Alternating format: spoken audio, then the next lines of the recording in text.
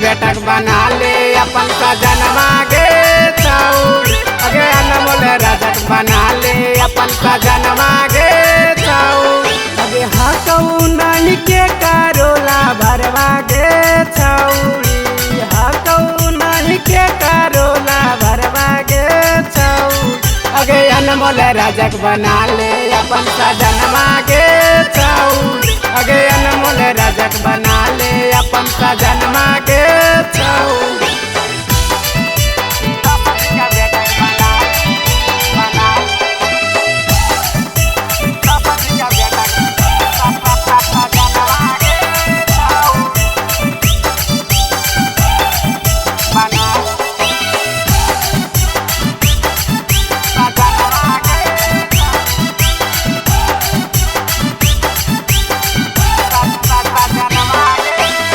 दहेज में छौड़ी नहीं ले गाड़ी घोड़ा गे। मंगिया भरई तबे हो मिला कोरा गे।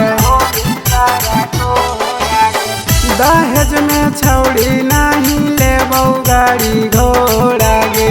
मंगिया भरई तबे हो मिला कोरा। अगे नहीं हो पता तो पूछ ले जाके घरवा गे छौरी। अगे नहीं हो पता तो पूछ ले जाके घरवा गे छौरी। अगे 10 जी का बेटक बना ले अपन सजनवा गे छौरी। अगे अनमोल राजक बना ले अपन सजनवा गे छौरी।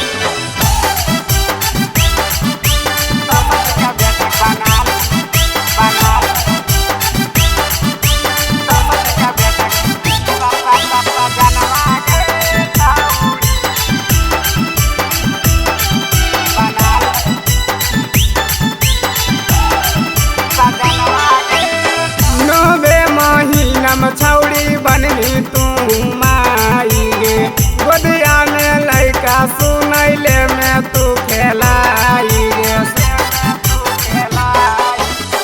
9 महीना में छौड़ी बनही तू माई गे। गोदिया में लैका सुनैले में तू खेलाई गे। कबो न हो तहु दिक्कत बना ले सजनवा गे छौरी।